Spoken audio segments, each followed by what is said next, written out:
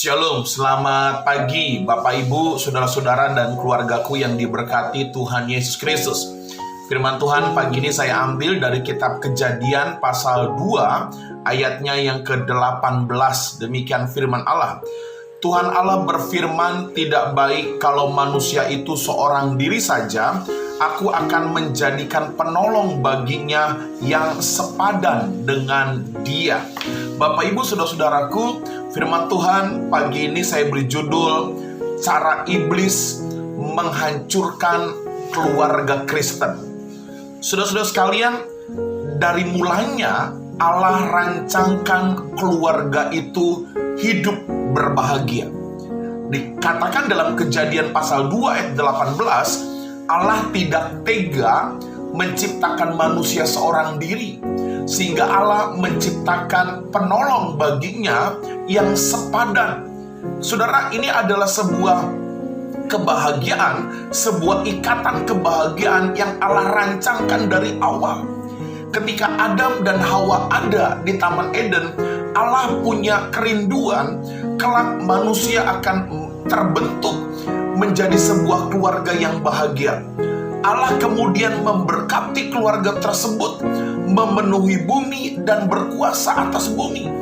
Bapak Ibu saudara-saudara sekalian, tetapi fakta di sisi yang lain, setan selalu mengganggu kebahagiaan rumah tangga Kristen dengan tawaran-tawaran dosa.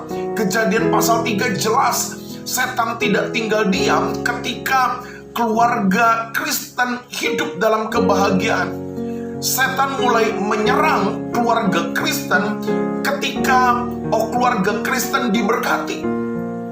Setan mulai menyerang keluarga Kristen ketika keluarga Kristen berbahagia, makin dewasa dan menerima mujizat. Bapak Ibu, saudara-saudaraku, perhatikan baik-baik. Ketika engkau merasa keluargaku diberkati, ketika engkau merasa keluargaku berbahagia, ketika engkau merasa ada banyak mujizat Tuhan dinyatakan dalam keluargaku, ingat, berhati-hatilah bahwa iblis, setan tidak tinggal diam. Dia berusaha mencari celah bagaimana menghancurkan keluarga kita. Bapak Ibu, keinginan iblis hanya satu, yaitu menghancurkan keluarga orang-orang percaya.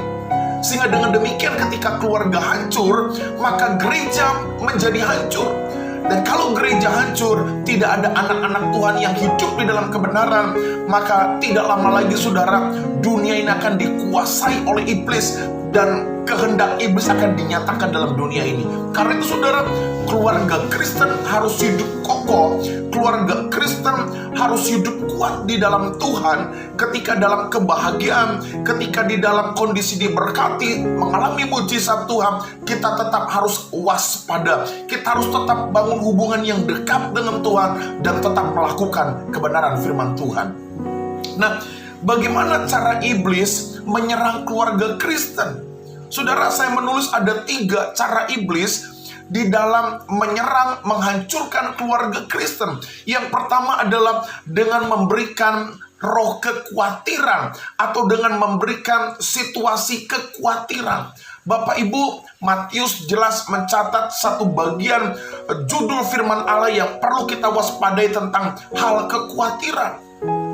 Banyak orang-orang percaya saudara, saya tidak bicara yang lain. Banyak orang-orang percaya kepada Yesus, mereka seringkali menghadapi titik kekhawatiran.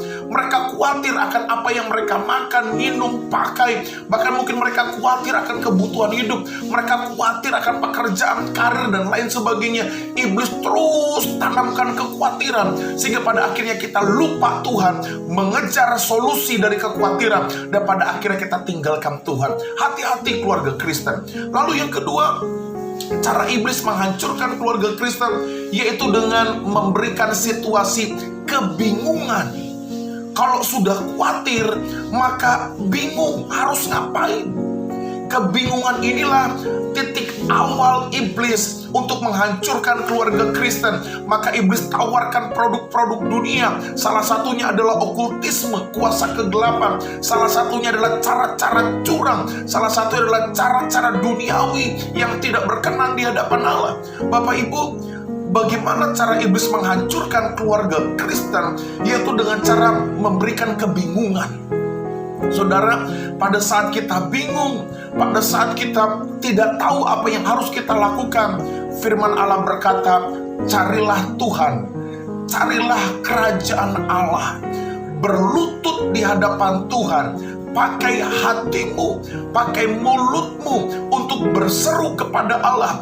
Gunakan lututmu berserah kepada Allah dalam kebingunganmu. Maka saya yakin Allah akan menuntun kita dan siasat iblis kita bisa patahkan. Yang ketiga, saudara, bagaimana cara iblis menghancurkan keluarga Kristen, yaitu dengan memberikan sifat keserakahan.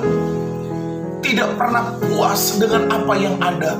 Saudara, perhatikan berapa banyak istri-istri tidak puas dengan keadaan suaminya dalam pekerjaan. Berapa banyak suami-suami tidak puas dalam membangun rumah tangga. Selalu ingin lebih karena melihat orang lain lebih. Selalu merasa diri tidak puas dengan berkat yang Tuhan kasih. Selalu tidak puas dengan apa yang dinikmati hari ini. Bapak Ibu, keluargaku, ini cara iblis menghancurkan keluarga Kristen, yaitu dengan keserakahan, ketidakpuasan. Ketika suami-suami melihat di luar ada wanita lebih cantik daripada istrinya, ketika istri-istri melihat di luar ada laki-laki ganteng, lebih ganteng daripada suaminya, mulai ada perasaan tidak puas untuk menggoda, untuk coba-coba iseng, dan pada akhirnya membangun komunikasi. Mulai ada will dan pill, wanita idaman lain atau pria idaman lain. Saudara, ini siasat iblis untuk menghancurkan keluarga Kristen, yaitu dengan keserakahan, rasa tidak puas dengan apa yang dia miliki. Bapak Ibu, mari belajar bersyukur dengan apa yang sudah Tuhan kasih dalam diri kita. Katakan amin. Keluarga kita saat ini mungkin belum memiliki sesuatu yang lebih, tapi mari bersyukurlah. Dengan ucapan syukur, Allah akan terus tambah-tambahkan berkat berlimpah dalam kehidupan kita. Selamat pagi keluargaku.